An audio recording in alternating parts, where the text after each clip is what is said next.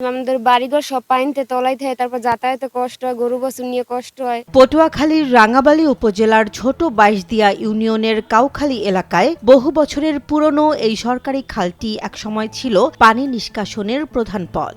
বর্ষায় জমে থাকা পানি এই খাল দিয়েই নদীতে চলে যেত। কাউখালীর স্তরে এই বাঁধ যদি থাকে আমাদের জনগণের বিশাল ধরনের ক্ষতি হয়ে যায়। এমনকি মালামাল গরু বাছুর কিছু পালতে পারতেছি না, এমনকি একটা ঝাঁকি জাল দিয়েও খেয়া দিতে পারতেছি না। তবে হঠাৎ করেই বন্ধ হয়ে গেছে গুরুত্বপূর্ণ এই খালের প্রবাহ, আর এর জেরেই বাড়ছে জলাবদ্ধতা এবং কৃষকের দুশ্চিন্তা।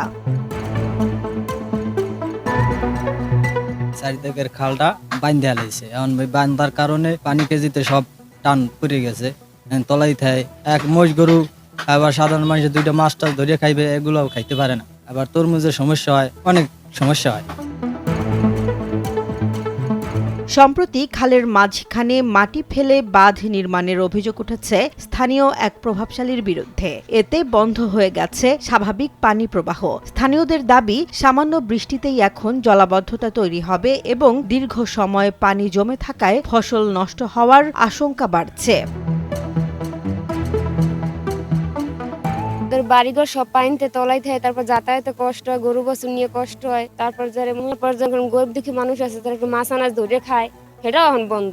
হেরাই খাইবে, আর গরিব দুঃখী যারা আছে হেরা যেতে মন চাইতে যাও, হ্যাঁ দেহার বিষয় না।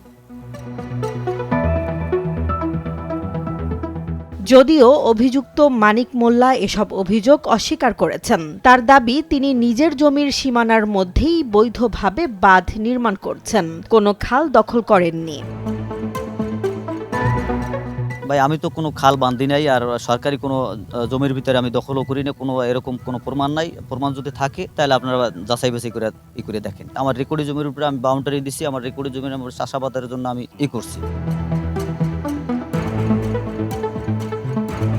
এদিকে উপজেলা নির্বাহী কর্মকর্তা খায়রুল হাসান জানান, অভিযোগটি গুরুত্ব দিয়ে তদন্ত করা হচ্ছে এবং প্রয়োজনীয় ব্যবস্থা নেওয়া হবে।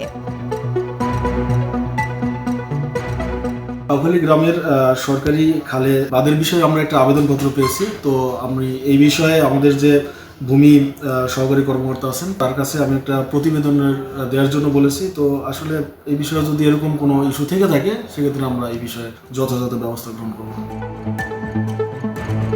তবে দ্রুত সমাধান না হলে এই খাল বন্ধের প্রভাব পড়তে পারে পুরো এলাকার কৃষি ও পরিবেশে, এমন আশঙ্কাই করছেন স্থানীয় বাসিন্দারা। বাঁধের কারণে আমার এই গেল 4 গরু আমার মরিয়ে গেছে। এবছর আল্লাহ কটা গরু রাখছে, কিন্তু এই গরু বাছুর মোষ গরুর ঘাস টোটাল খাইতে পারবে না, একেবারে তলাইয়া সব নদী হয়ে থাকবে, নদী ডাইরেক্ট।